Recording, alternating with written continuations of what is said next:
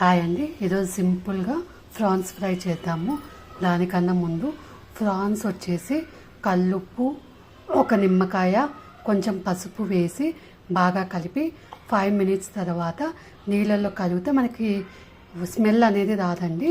ఒక 2 to 3 times clean చేశాక నీళ్ళన్నీ వంపేసుకొని దీంట్లో ఉప్పు, కారం, లైక్ 1 tablespoon ఆఫ్ అల్లం వెల్లుల్లి పేస్ట్లో 1/2 tablespoon వేసాను. దీంట్లో వేసి కలిపి పెట్టుకొని ఒక 1/2 hour పక్కన పెట్టుకోండి. ఫ్రై అయ్యాక జీరా వేసేస్తున్నాను. జీరా ఫ్రై అయ్యాక ఆనియన్స్, పచ్చిమిర్చి అండి. పచ్చిమిర్చి ఒక 2 కట్ చేసుకున్నాను. దీంట్లో కొన్ని ఆనియన్స్ ఎక్కువనే పట్టాయండి, అప్పుడే టేస్ట్ బాగుంటుంది. ఇది ఫ్రై చేసుకున్నాం బాగా. అయ్యాక కొంచెం కరివేపాకు, అల్లం వెల్లుల్లి పేస్ట్ వేసానండి. దాంట్లో కూడా వేసుకున్నాం కదా, తక్కువ వేసుకున్నాను. ఇది ఫ్రై అయ్యాక ప్రాన్స్ వేసేస్తున్నాను.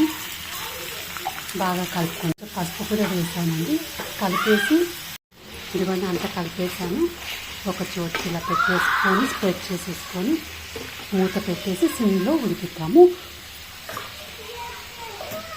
మధ్య మధ్యలో కలుపుకుంటూ ఉండండి. మూత తీసి 1 స్పూన్ ధనియాల పొడి, కొంచెంగా కొత్తిమీర వేసి కలుపుకున్నాను. ఆఫ్ చేసేస్తున్నానండి. ఇది రోటీలో కానీ, చపాతీలో కానీ, రైస్లో కానీ బాగుంటుంది.